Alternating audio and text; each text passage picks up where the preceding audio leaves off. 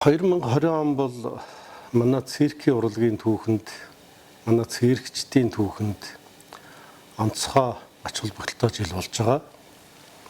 Тэгэхээр Монголын цирк гэхэд бол дэлхийн мэддэг төдийгүй дэлхийд тэргүүлдэг ийм цирк болж чадсан. Циркийн мэрэгжлийн жүжигчдийг бэлтгэсний циркийн сургууль байгуулагдсны 80 жилийн тохиох юм аа.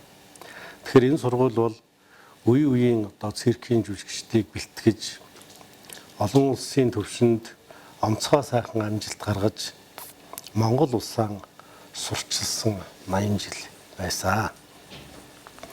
Тэгэхээр Монгол улсын консерватори хөгжим бүжгийн коллеж гэж байх үед 1991 онд бол энэ сургуулийн бүтэц дотор орж ирж циркийн тэнхэн болсон.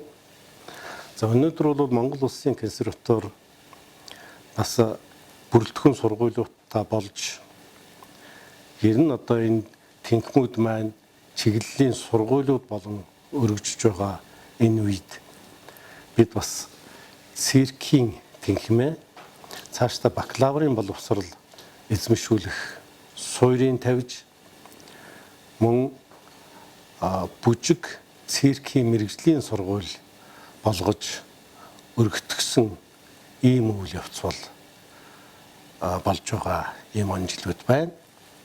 Ер нь цаашдаа бол бид бас энэ циркийн сургалтаа түүхэн өөрийнх нь жамаар явуулах, өөрийнх нь чиглэлээр цаашдаа хөгжүүлэх ийм бодлогыг Монгол улсын консерватори барьж байгаа.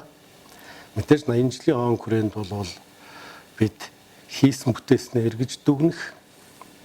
За энэ дүгнсэн үйл явц дээр цаашд юу хийх вэ гэдгээ тодорхойлох юм түүхэн хариуцлагатай үе таарч байгаа.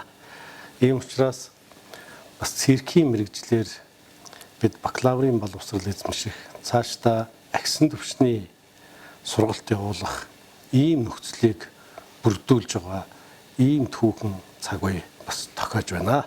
Ингээд 80 жилийн ойн мэндийн циркийн сургуулийнхандаа мөн нийт циркчдтэй Монгол улсын консерваторийн эрдмийн зөвлөлийн нэрийн өмнөөс мөн сургуулийн захиргааны нэрийн өмнөөс дэвшүүлье.